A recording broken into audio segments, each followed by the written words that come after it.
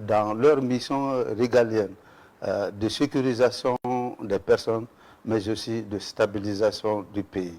Et ce n'est autre qu'une patrouille de routine qui a été conduite de Kidal en passant par Inafarak, voilà, Bougueïsa, jusqu'à Tinzaouaten.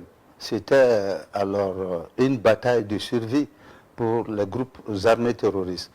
Vous savez, nos forces ont quitté depuis le 19 à Kidal pour converger d'abord vers Inafarak. Et Inafarak, elles ont pris possession de cette localité pour continuer sur Bougueïsa et après Bougueïsa, Tinzaouaten. C'est aux abords de Tinzaouaten alors qu'elles ont reçu les premières attaques terroristes. Et avec cette attaque, alors les terroristes ont été mis en déroute et avec du recul, alors ils ont pu se coaliser, ils ont pu faire un mariage de circonstances en faisant appel aux autres groupes terroristes de la sous-région pour venir les appuyer. Avec la zone très montagneuse, alors on n'est pas à présent arrivé à faire une évaluation de la situation, mais tout ce qu'il faut retenir, c'est qu'il y a eu des pertes en vies humaines et matérielles de part et d'autre. L'opération est en cours. Les FAMA ne vont jamais se dénier de leur mission régalienne, qui est de recouvrer l'intégralité du territoire national, mais aussi d'assurer la sécurisation des personnes et de leurs biens. Et les FAMA, malgré les vicissitudes, vont combattre jusqu'au dernier souffle. Nous n'allons jamais reculer. Notre mission, c'est d'assurer la sécurisation, la libre circulation des personnes et des biens, mais aussi de stabiliser ce pays. Les forces armées maliennes sont aujourd'hui seules à faire face à cette cohorte de terroristes et disons à cette cohorte de terroristes internationaux qui sont sur notre territoire et qui ne veulent pas que les femmes aillent jusqu'au bout de leur mission. C'est la guerre informationnelle, c'est la guerre communicationnelle que notre pays subit, que les forces armées maliennes subissent depuis des années. Et il faudrait bien que la population comprenne que ce que ces forces, ce que ces médias qui sont en train de dénigrer nos forces, qui sont en train de porter l'opprobre sur nos forces, que la population malienne sache que c'est des tentatives de déstabilisation de notre pays. C'est des tentatives de dénigrement de notre armée qui est en train, depuis bientôt 2 à 3 ans, qui est en train de monter en puissance.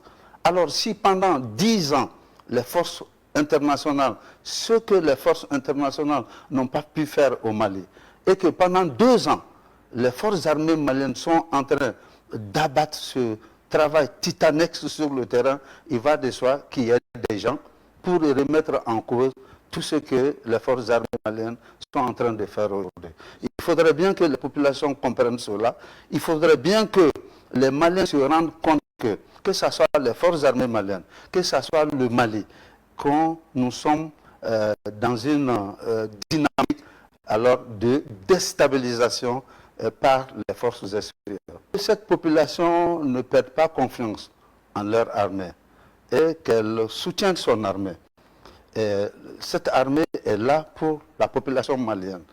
Et tant qu'on le peut, on le fera pour cette population. Et c'est de notre ressort de sauvegarder ces populations, c'est de notre mission de sécuriser cette population et on le fera jusqu'à notre dernier souffle. Depuis que les opérations ont commencé, les populations ne cessent d'informer les forces armées maliennes sur les mouvements des forces terroristes, sur leurs sanctuaires, mais aussi sur leur logistique, leurs points de ravitaillement. Et c'est en cela que les forces armées maliennes se sont engagées à lutter contre les forces obscurantistes jusqu'à leur dernier retranchement. L'armée malienne, dans de grosses manœuvres, elle pilonne toutes les positions des terroristes jusque dans leurs sanctuaires. Les vecteurs aériens ne leur donnent aucune chance de survivre. Ils ne les envoient pas en détail, mais en gros vers le repos éternel, et cela quand ils le veulent et où ils le veulent. C'est ainsi que sur la base de renseignements, les drones ont effectué une mission de reconnaissance à Domé dans le cercle de Bankas le 26 juillet 2024. Au cours de cette opération de surveillance, ils ont repéré une dizaine de terroristes en train de se reposer tranquillement à la devanture d'une maison dans un village abandonné. La cible a été traitée avec efficacité et aucun d'entre eux n'a survécu.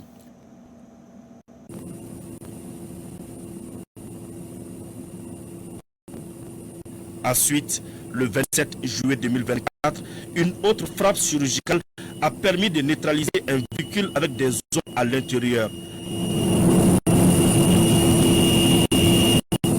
Les opérations se poursuivent.